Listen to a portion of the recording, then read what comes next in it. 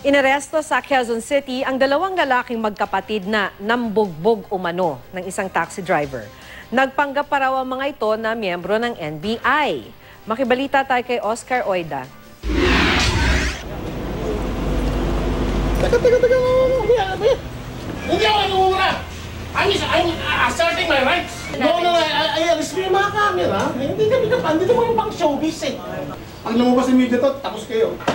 Sa presinto ang bagsak na magkapatid na Armando at Rustan Corpus matapos umunong pagtulungang gulpihin ang taxi driver na si Erwin Villegas sa may Araneta Center, Cubao, Quezon City. Kwento ni Villegas, nagalit daw ang dalawa nang hindi niya isakaya mga ito dahil may susunduin na siyang pasahero.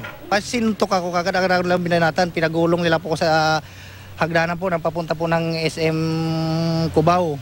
Yun na nga, yung basta pinagugulpi ako ngayon, nung may dumating po ng mga pulis at saka na po ako nila tinigilan. Pakilala pa raw ng dalawa. Sabi, di mo kami kilala.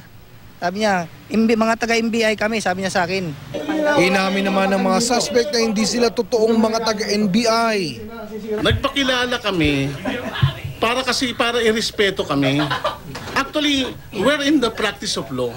Notwithstanding that we're not yet lawyer.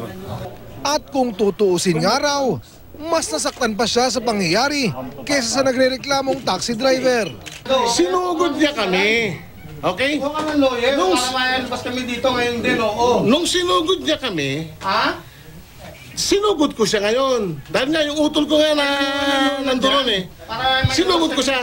Ito, tumama, nadapa ako. Balintag kami dito ng taxi driver. Okay, ito sumadsad ako doon sa may Cubao. Yes, look at me. Ito yung mga evidence ko. Kaya kung maaari nga lang daw, Kung mapag-uusapan, then we'll talk about it. Ayusin na lang, oh. Kung dapat tuluyan talaga yung mga ganyan. naharap sa mga reklamong physical injury, malicious mischief at usurpation of authority ang mga suspect.